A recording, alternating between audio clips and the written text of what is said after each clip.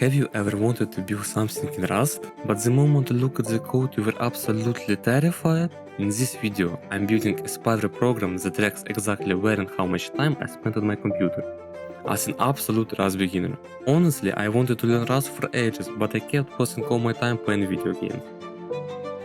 So this app is my last hope for productivity. To make things interesting, I bent AI assistant as much as possible, which led to a complete nightmare. Here is how it went. To build this Spyware, I needed 3 Rust libraries. First, Chrono, to track time. Second, SQLite, to save everything into a database. And third, Active in PostRS to monitor the active windows. Honestly, I wanted to use the raw Windows API instead, but one look at the documentation and I quickly changed my mind. By the way, speaking of documentation, it turned out to be an absolute nightmare for me, but more on that a little bit later. And so, it was finally time to code. From the very beginning, I tried to write it straight from my head, but I quickly realized I wasn't quite at the level of an Asian first grader yet.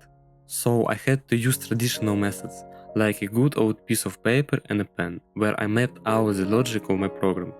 I tried to break everything down into tiny pieces for my own convenience, and also because I don't know how to code anything complex yet. So the algorithm turned out like this. We get the active window and the initial time, then we monitor the active window until it changes. If it changes, we get the final time, calculate the duration of the activity and then save everything to the database. And after the preparation phase, remember I mentioned the documentation? Well, because I kept AI assistance to an absolute minimum, I had to manually browse through the docs looking for answers on how to build certain functions. Even though Rust documentation is considered some of the clearest out there, as a complete beginner I spent way too much time just trying to figure out where to look, let alone trying to recreate it in my text editor. And worst of all, there were barely any tutorials on YouTube for these libraries either, which is why I eventually had to use AI just to teach me how to use them. And finally, after 7 circles of hell, here is what I got. It looks absolutely, unimaginably terrible.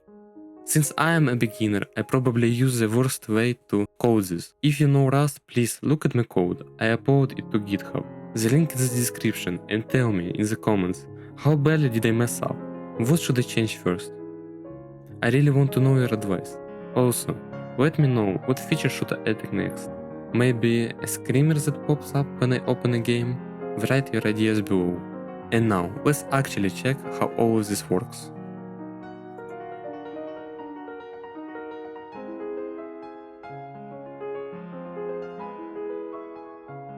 Honestly, this is just a beginning, and I can definitely do better.